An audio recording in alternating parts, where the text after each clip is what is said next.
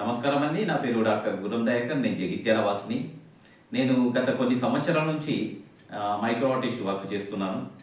అయితే ప్రతి సంవత్సరం శివరాత్రి సందర్భంగా శివుని యొక్క రూపాన్ని వివిధ పద్ధతుల్లో డిఫరెంట్‌లో ఉండాలంటూ ఆ విధంగా నేను చేస్తుంటాను. అయితే ఈ సంవత్సరం నేను గుండు పిన్నుపై శివయ్య, అలాగే శివయ్య ప్రక్కన నందీశ్వరుడు, ఈ రెండింటిని కలిపి ఈ గుండు పిన్నుపై తయారు చేశాను. అయితే పోయిన సంవత్సరం నేను బియ్యపు గింజలో శివయ్యను తయారు చేశాను.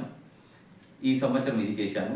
నిజంగా ఈ సంవత్సరం మన కుంభమేళ తర్వాత ఈ శివరాత్రి రావడం నిజంగా మన అదృష్టంగా నేను భావిస్తున్నాను. ఎందుకంటే ఇది ప్రపంచవ్యాప్తంగా ఉన్న భక్తులందరూ వచ్చి కుంభమేళకు వచ్చారు. ఆ తర్వాతనే మనకు శివరాత్రి అనేది వచ్చింది. నిజంగా ఈ సందర్భంగా ఇలాంటి సూక్ష్మ విగ్రహాన్ని గుండు పిన్నుపై నందీశ్వరుని, శివయ్యను ఇద్దరిని చేయడం నిజంగా నా అదృష్టంగా భావిస్తున్నాను. అలాగే అందరికీ శివరాత్రి శుభాకాంక్షలు.